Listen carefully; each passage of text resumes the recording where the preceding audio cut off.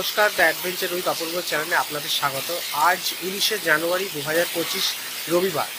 আজ আমরা এখন এসে পৌঁছেছি রামেশ্বরমে। আমরা প্রথমে মাদুরাই থেকে হোটেল সকাল 7টার সময় চেক আউট করে পেরিয়ার বাস স্ট্যান্ডে পৌঁছেছিলাম।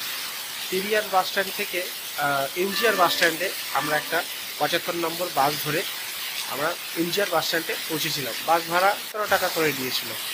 এমজিআর বাস স্ট্যান্ডে এসে আপনারা দেখবেন এমজিআর বাস স্ট্যান্ডে যেখানে নামবেন তার থেকে অপোজিট সাইডে গিয়ে ডান হাতে আপনাদের রামেশ্বরম যাওয়ার বাস পেয়ে যাবেন। এমজিআর বাস স্ট্যান্ড থেকে রামেশ্বরম যাওয়ার যে বাস, নন এসি বাস, তার ভাড়া পড়লো 140 টাকা পার পার্সন।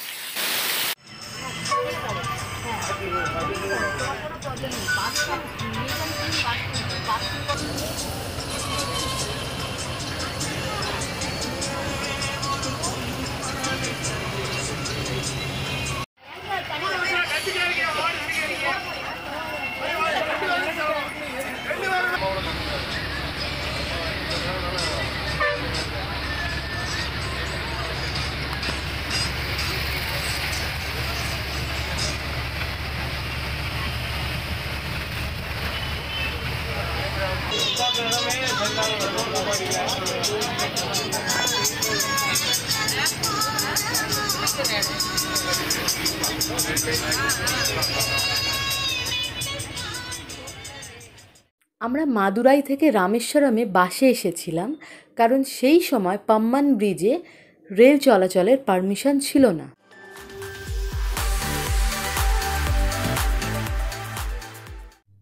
আমাদের রেলের মাধ্যমে মণ্ডপম স্টেশনে আসতে হতো, তারপর আবার বাস ধরে আমাদেরকে রামেশ্বরম আসতে হতো।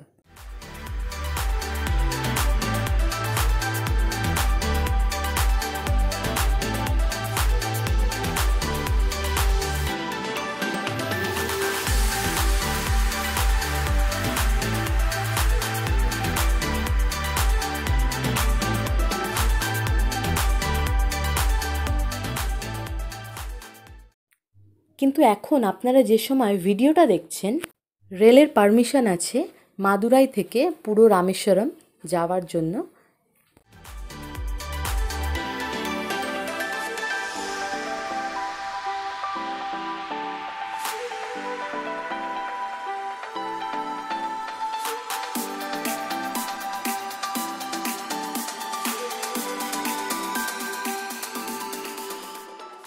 রামেশ্বরম বাস স্ট্যান্ডে নেমে আমরা একটা অটো বুক করে আমরা চলে আসলাম ভারত সেবাশ্রম সঙ্গে। আপনারা ভারত সেবাশ্রম সঙ্গে কীভাবে বুকিং করবেন, আর রুমগুলো কেমন হয়, ট্যারিফ কত, আর খাওয়া দাওয়ার কী নিয়ম আছে, কীভাবে কুপন কাটতে হয়, কটার মধ্যে কাটতে হয়, সেগুলো সব আমি বিস্তারিতভাবে এই ভিডিওর মাধ্যমে জানাবো।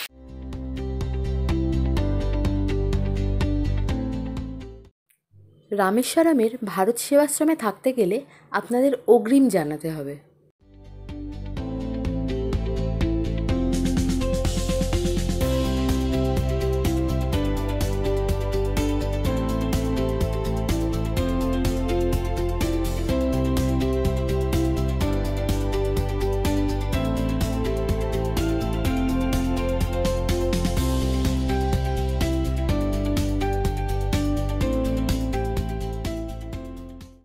এখন অগ্রিম বা অনলাইনে বুকিং হয় না, এখানে স্পট বুকিং হয়। আপনারা আসলে রুম খালি থাকলে তবেই আপনারা রুম পাবেন, তাই আগে থেকে তাদের জানিয়ে দেবেন। নিচে দেওয়া মোবাইল নাম্বারে ফোন করে আপনারা জানিয়ে দেবেন যে কতজন আসছেন, কবে আসছেন।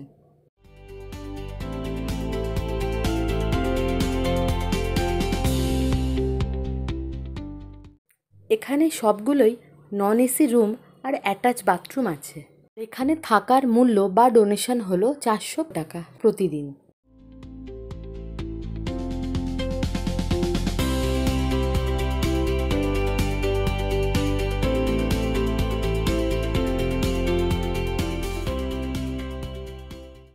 প্রসাদের জন্য নির্দিষ্ট সময় দেওয়া আছে, সেই সময় কুপন কাটতে হবে, আর নির্দিষ্ট সময় গিয়ে প্রসাদ গ্রহণ করতে হবে।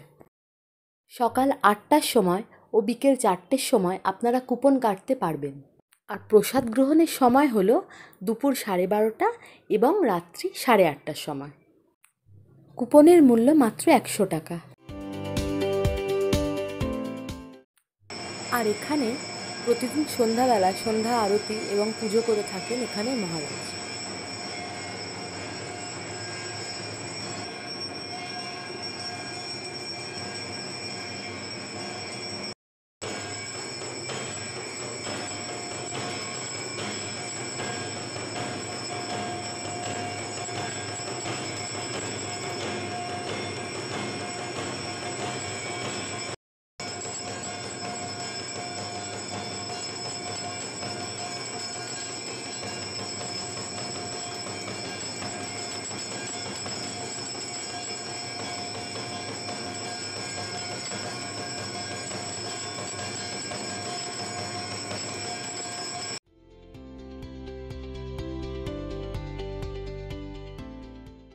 টানা 4 ঘন্টা বৃষ্টি হওয়ার পর বিকাল 5টার সময় আমরা 3জন মিলে বেরিয়ে পড়লাম রামেশ্বরমের আশেপাশের মন্দির ও দর্শনীয় স্থান দর্শন করতে।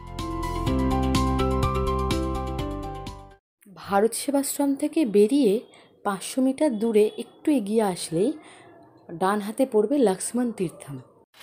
আমরা এখন এসে পৌঁছালাম লক্ষ্মণ তীর্থমে। এখানে রাবণকে বধ করার আগে লক্ষ্মণ এসে এই কুণ্ডের জলে স্নান করেছিলেন। আর এখন দেখতেই পাচ্ছেন যে যা জোর বৃষ্টি হয়েছে রামেশ্বরমে, সব জায়গায় জল জমে গেছে। এইদিকে সব দিকেই একাটু করে জল জমে গেছে। আবার রামায়ণ অনুযায়ী শ্রী রামচন্দ্র রাবণ বধের পর যখন রামেশ্বরমে শিবলিঙ্গে পূজা করেন, তখন তার ভাই লক্ষ্মণও এই তীর্থে স্নান করেন নিজের পাপ মোচনের জন্য। এটি বিশ্বাস করা হয় যে এখানে স্নান করলে সকল পাপ মোচন হয় এবং আত্মার শুদ্ধি ঘটে। এই স্থানে একটি ছোট্ট মন্দির ও কুণ্ড রয়েছে, যেটি লক্ষ্মণের স্মৃতিকে স্মরণ করে নির্মিত। এরপর আপনারা 1 মিনিট হেঁটে আসলেই দেখতে পাবেন পঞ্চমুখী হনুমান মন্দির। আমরা এখন চলে এসেছি পঞ্চমুখী হনুমান মন্দিরে। এখানে বসেই বাঁদিকে দেখা যাবে তুলসী দাসের সমাধি, যিনি রচনা করেছিলেন হনুমান চল্লিশা। তারপর আরেকটু গেলে গিয়ে ডান হাতে দেখা যাবে একটা বড় কালো গোষ্ঠী পাথরের বড়, ওটা হচ্ছে অনেক উচ্চতাটা খুব বেশি, বজরংবলী মন্দির। তারপরে আমরা ফ্লোটিং স্টোন, ওটা অ্যারো দিয়ে মেনশন করা আছে, যেখানে ফ্লোটিং স্টোনটা দেখতে পাবো। ওর ভিতরে ঢুকে রাম, লক্ষ্মণ, সীতা আর পাশে গোপালকে রাখা আছে। মোবাইল ক্যামেরা একদম অ্যালাউ নেই, একদম অ্যালাউ নেই। আমাদের চোখের সামনে এক্ষুনি একজনের ফোন নিয়ে নিচ্ছে। আর জুতো বাইরে এখানে খুলে যেতে হবে। ভিতরে আমরা যখন ওই গেলাম তার নিয়ে, তখন ওখানে রাম সেতু যে তৈরি হয়েছিল, রাম সেতু তৈরি হওয়ার সময় যে স্টোনগুলো দেওয়া হয়েছিল, স্টোন, ওই স্টোনগুলো এখনো স্টোর করে রাখা যায়। একটা স্টোনটা ওখানে রাখা আছে। এবার ওর পাশে হচ্ছে ওই ব্যাকটিং করে ওখানে ফটো তুলতে দেয়। আর এটাই একমাত্র অরিজিনাল স্টোন যেটা দিয়ে রাম সেতু তৈরি হয়েছে। মন্দিরটি পঞ্চমুখী হনুমানজিকে উৎসর্গ করা হয়েছে, যার 5টি মুখ আছে, প্রতিটি একটি ভিন্ন দেবতার মুখে প্রতিফলিত। 1. হনুমান পূর্বমুখ, শক্তি ও সাহসের প্রতীক। 2. নরসিংহ দক্ষিণ মুখ, ভয় দূর করেন। 3. গরুর পশ্চিম মুখ, শত্রু নাশ করে। 4. আদিত্য বা সূর্য উত্তর মুখ, স্বাস্থ্য প্রদান করে। 5.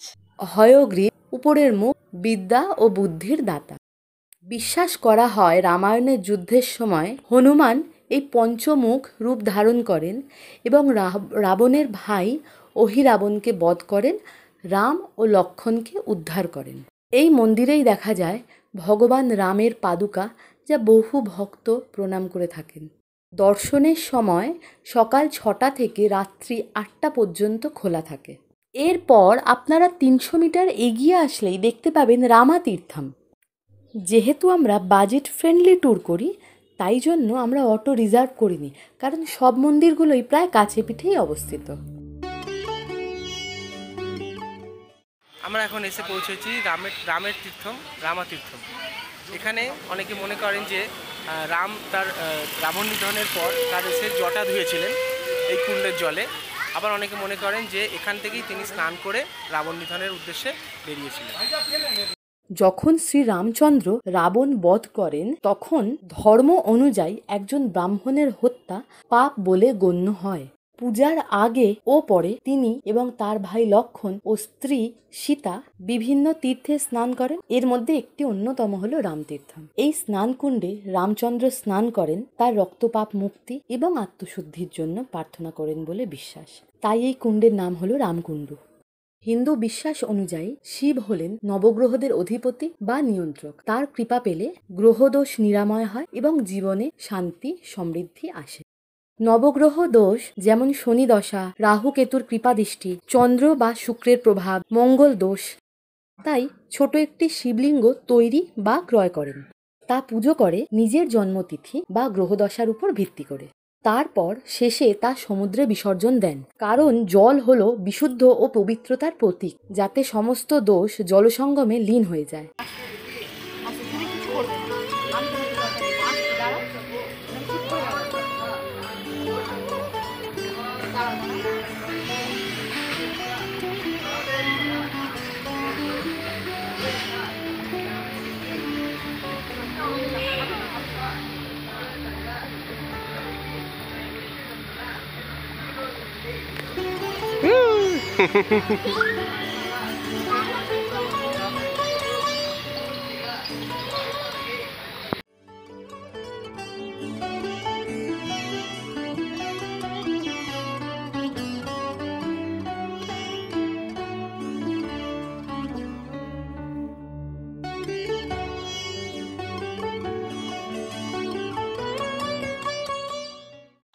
রামেশ্বরমী মন্দির ছাড়াও আরও একটা জিনিসের জন্য বিখ্যাত, সেটা হলো ডক্টর এপিজে আব্দুল কালামের বাড়ি, যেটা এখন মিউজিয়ামে পরিণত হয়েছে।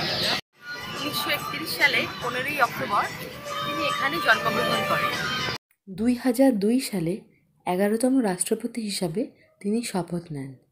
ফার্স্ট ফ্লোরে রয়েছে একটি ছোট্ট মিউজিয়াম, যেখানে প্রদর্শিত হয় শৈশবের ছবি, মেডেল, ডিগ্রি, সার্টিফিকেট, পুরস্কার এবং গবেষণা ও ইঞ্জিনিয়ারিং সংক্রান্ত বিভিন্ন স্মৃতিলিপি। এবং এই ফ্লোরে ছোট্ট একটি স্মারক দোকান, যেখানে বিক্রি হয় সমুদ্র তীরের সেল এবং বিভিন্ন হস্তশিল্পের স্মৃতিচিহ্ন। এখান থেকে আমরা কিছু টুকিটাকি জিনিস কিনলাম তার স্মৃতি বিজড়িত। তুমি কি কি কিনেছো দেখাও। ব্যাস, ওকে।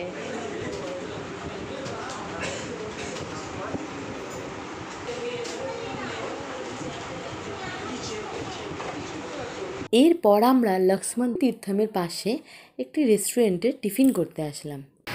হ্যালো, আমরা এখন চলে এসেছি রামেশ্বরমী টেস্টি ক্যাফেতে, লক্ষ্মণ তীর্থমের একদমই পাশে। একটা কফি নিয়েছি আমরা, আর ভেজ রোল নিয়েছি। একটা প্লেটে 2টো ভেজ রোল থাকে, একটা দেওয়া হয় 60 টাকা দিল, আর কখনোই 20 টাকা। ভেজ রোলের এক্সপিরিয়েন্স কিন্তু আমাদের দারুণ। আমরা দেখলাম যে 60 টাকার 2টো, তো আমরা ভাবছি যে আমাদের ওখানের মতো মনে হয় ভেজ রোল হবে। হ্যাঁ, তো মানে ভেজ রোল আর কফি আমরা নিয়েছিলাম। কফিটা খেয়েছি তেতো, অতটা ভালো না।